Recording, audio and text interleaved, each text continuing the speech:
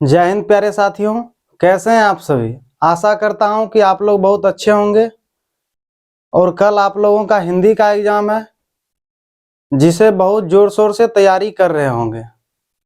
तो आज का सेशन आपके एग्जाम के पॉइंट ऑफ व्यू से बहुत अच्छा होने वाला है। तो चलिए आज का सेशन की हम शुरुआत करते हैं, जिसमें हम बात करेंगे सबसे पहले आपके लघु उत्तरीय प्रश्न की। 10 लघु उत्तरीय प्रश्न हैं। उसके बाद आवेदन पत्र की भी चर्चा करेंगे और निबंध का चर्चा करेंगे। ये तीनों टॉपिक आपके एग्जाम के पॉइंट ऑफ व्यू से बहुत मायने रखते हैं। आपके लघु उत्तरीय प्रश्न हैं, उसके बाद आवेदन पत्र हैं और निबंध हैं। ये तीनों चीज आपको बहुत ही कम समयों में आज समझाने की कोशिश करेंगे और आपका एग्जाम जिससे कि कल बेहतर जाए। तो चलिए आज की शुरुआत करते हैं। सबसे पहला क्वेश्चन कहता है कि जयप्रकाश नारायण की पत्नी का नाम क्या था और वे किनकी पुत्री थी। जयप्रकाश नारायण की पत्नी का नाम क्या था। तो आप जानते हैं कि जयप्रकाश नारायण की पत्नी का नाम क्या था, प्रभावती। क्या नाम था, प्रभावती नाम था, प्रभावती।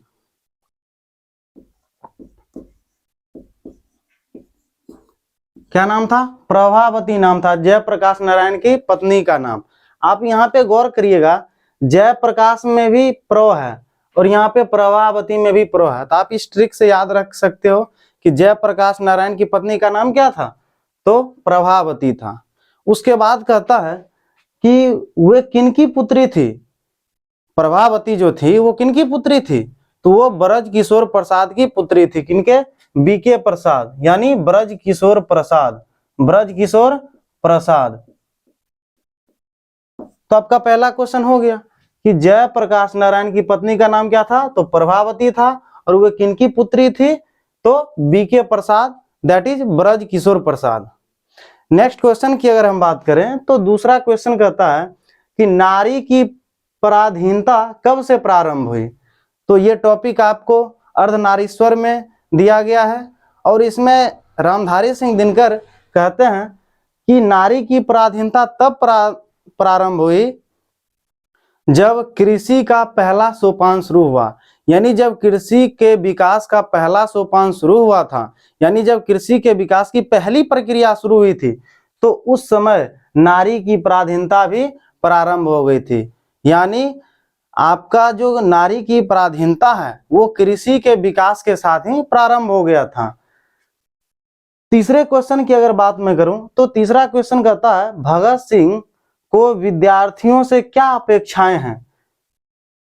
तो आप पढ़े हैं एक लेख और एक पत्र में कि भगत सिंह ये कहते हैं कि आपको ज्ञान लेना है तो सिर्फ कलर की ज्ञान नहीं लेना है, आपको नौकरी तक ही ज्ञान को सीमित नहीं रखना है। आपको ज्ञान की योग्यता उस हद तक भी लेनी पड़ेगी जिससे कि आप देश की परिस्थितियों को, देश में उत्पन्न जो वर्तमान परिस्थितियां हैं उसको समझे, उसका ज्ञान अर्जित करें और उसे सुधारने के उपायों को भी आप ढूंढने का प्रयास करें। क्योंकि आज के ही विद्यार्थी जो हैं वो भविष्य में देश के बागडोर को संभालेंगे। तो देश की बागडोर आज के ही विद्यार्थियों को भविष्य में संभालनी है, तो सिर्फ कलर की ज्ञान से नौकरी पेशा लेने के लिए शिक्षा ग्रहण करें, इतना तक सीमित आपको नहीं रहना है। तो कहां तक लेना है शिक्षा, तो आपको देश की जो परिस्थितियां हैं, देश की जो माहौल है उसको भी आप समझने का प्रयास अभी से करें, यह भगत सिंह का मानना था। अब चौथे प्रश्न की अगर मैं बात करूं तो चौथा प्रश्न कहता है कि मानक और सिपाही एक दूसरे को क्यों मारना चाहते थे। आप जानते हैं एक सिपाही की मां जो चैप्टर है उसके लेखक मोहन राकेश हैं और उन्होंने बताया है अपने सिपाही की मां में कि मानक और सिपाही एक दूसरे को क्यों मारना चाहते थे, उसमें चर्चा किया गया है। तो आप जानते हैं मानक जो था, मानक बिस्नी का पुत्र था और सिपाही जो था वो जापान से लड़ रहा था। दोनों सैनिक था, दोनों युद्ध कर रहा था। तो युद्ध में जब बात चला तो मानक और सिपाही एक दूसरे को मारना चाहता था। क्यों मारना चाहता था, क्योंकि वे दोनों एक दूसरे के विरोधी थे। विरोधी देश यानी क्या, दोनों दो देशों से लड़ाई कर रहे थे। तो दो देशों से जब लड़ाई करेंगे, युद्ध के लिए जाएंगे, तो किन्हीं एक को तो मारना फिक्स ही है। जब तक वो एक दूसरे को नहीं मारेंगे तब तक विजय कोई देश कैसे होगा। तो इसी कारण से दोनों अपनी जीत के लिए, मानक और सिपाही दोनों अपने जीत के लिए एक दूसरे को मारना चाहते थे। अगला कहता है कि कुंती का परिचय दीजिए, कुंती का परिचय दें। तो कुंती, ये भी आपके मोहन राकेश द्वारा जो लिखे गए चैप्टर हैं सिपाही की मां, उसमें कुंती के बारे में बताया गया है कि कुंती कौन थी। तो कुंती बिस्नी की क्या थी, पड़ोसन थी। बिस्नी की पड़ोसन थी, जिसकी पुत्री का नाम धन्नो था और उसका शादी बैसाख में होने वाला था। लेकिन वो जो कुंती था उसको अपने बेटी धन्नो की कोई भी चिंता फिक्र नहीं थी। अगर चिंता थी तो सबसे ज्यादा बिस्नी के पुत्री जिसका नाम मुन्नी था, मुन्नी को लेकर उन्हें सबसे ज्यादा चिंता हो रही थी कि उसका शादी ब्याह कैसे होगा। यही बस हो गया कुंती का परिचय। आपको 2 नंबर में इतना लिख देना है। छठा नंबर प्रश्न कहता है कि भूषण ने शिवाजी की तुलना मृगराज से क्यों किया। भूषण ने शिवाजी की तुलना मृगराज से क्यों की है। तो आप जानते हो कि मृगराज शेर को बोला जाता है, मृगराज शेर को बोला जाता है। तो कहने का मतलब ये हुआ कि शिवाजी की तुलना भूषण शेर से क्यों कर रहे हैं। तो आप जानते हो कि शेर जो होता है सिंह, वो पूरे जंगल का शेर होता है। सिंह क्या होता है, पूरे जंगल का शेर होता है और उसकी एक दहाड़ से पूरे जंगल में जितने भी जीव जंतु रहते हैं वे कांप उठते हैं, थरथरा जाते हैं। ठीक उसी प्रकार शिवाजी भी बहुत बलशाली, पराक्रमी और शौर्यवान थे, जिनके तलवार की जो चमक थी उस चमक से वो अपने विरोधियों को परास्त कर देते थे। उनके पास जो भी युद्ध करने आता था उन्हें हार की मुंह देखनी पड़ती थी। इसी कारण से भूषण शिवाजी की तुलना मृगराज से किए हैं। नेक्स्ट प्रश्न की मैं बात करूं तो कहता है हृदय की बात का क्या अर्थ है। हृदय की बात का क्या अर्थ है। तो जयशंकर प्रसाद कहते हैं, जयशंकर प्रसाद तुमुल कोलाहल कलह जो चैप्टर है उसमें ये कवि कहते हैं कि हृदय की बात का अर्थ है मन की चंचलता पर अंकुश लगाना। अपने मन, अपने हृदय की चंचलता पर क्या, अंकुश लगाना। कहने का मतलब ये हुआ कि जब मेरा मन आसपास के कोलाहल से, शोर शराबे से जब बहुत व्याकुल हो जाता है तो उस समय मेरा मन, मेरा आत्मा ही क्या कहता है, जो मेरा आत्मा कहता है उसी को मानना पड़ता है। आत्मा कहेगा क्या, यानी जो हमारी सोच है, जो हमारी सोच को बतलाता है उसके बारे में कहेगा। और वही मेरा क्या है, अंतिम साथी है। यानी मेरा मन ही मेरा अंतिम साथी होता है, सच्चा साथी होता है। इसी को हृदय की बात जयशंकर प्रसाद तुमुल कोलाहल कलह में कहे हैं। नेक्स्ट प्रश्न की मैं बात करूं तो कहता है प्यार का इशारा और क्रोध का दुधारा से आप क्या समझते हैं। प्यार का इशारा, ये जन का चेहरा एक में गजानन मानव मुक्ति बोध का जो चैप्टर है उसमें वे कहते हैं प्यार का इशारा और क्रोध का दुधारा। इसका मतलब ये है कि जो देश की आम जनता है अगर उसे किसी के द्वारा नहीं सताया जाता है तो वे सभी लोगों के साथ प्रेम पूर्वक रहते हैं। यदि उनके साथ अगर कोई अत्याचार करता है तो वही आम जनता अपना क्रोध रूपी तांडव दिखाना शुरू कर देता है। यही इसका अर्थ है, प्यार का इशारा और क्रोध का दुधारा। तो आप यही लिखोगे कि जब आम जनता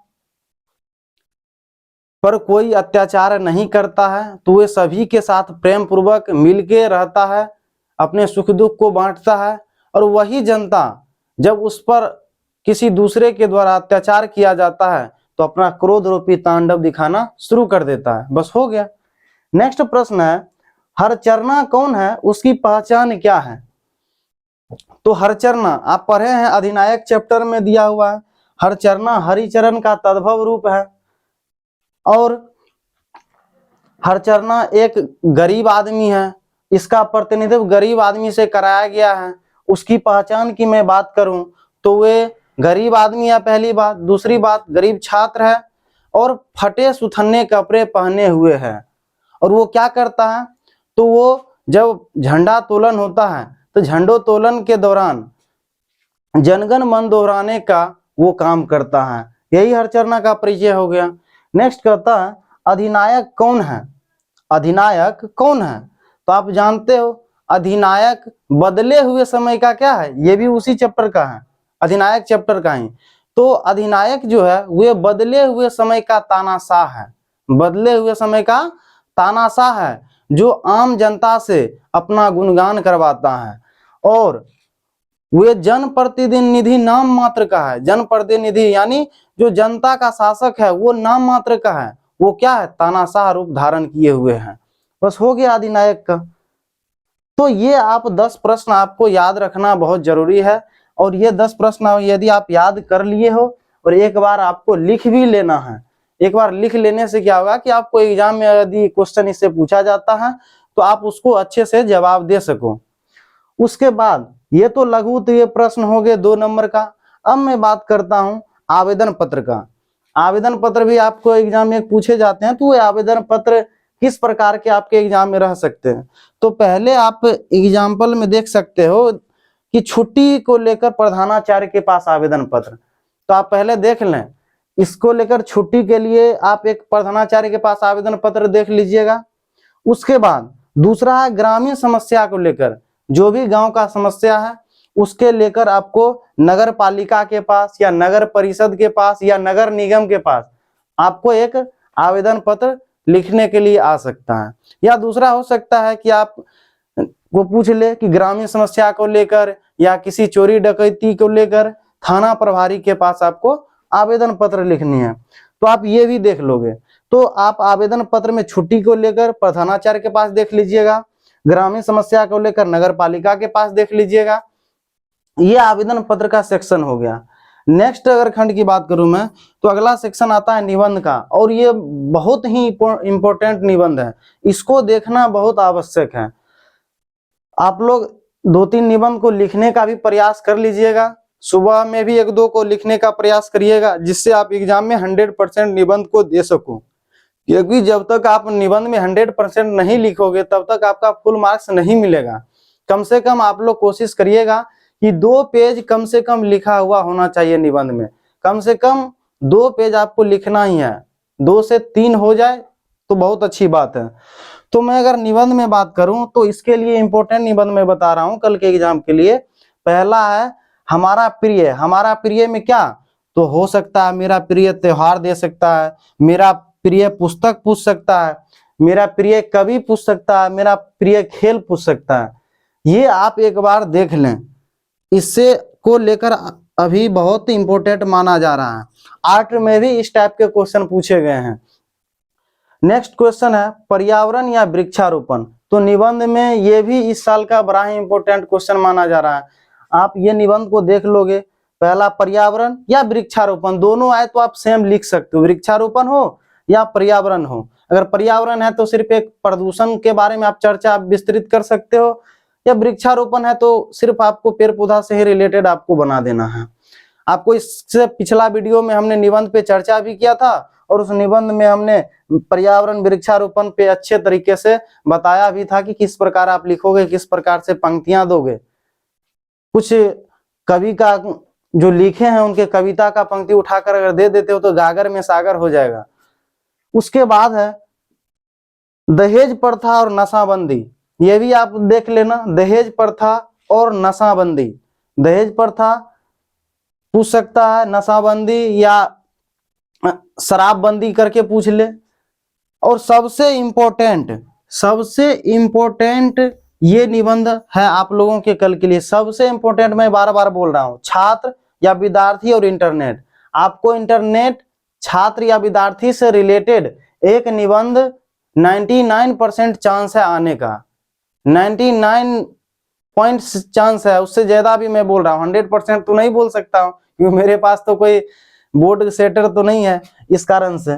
तो आप लोग ये छात्र या विद्यार्थी और इंटरनेट को लेकर आप अच्छे से देख लेना। ये निबंध का सबसे मोस्ट इंपोर्टेंट है क्वेश्चन।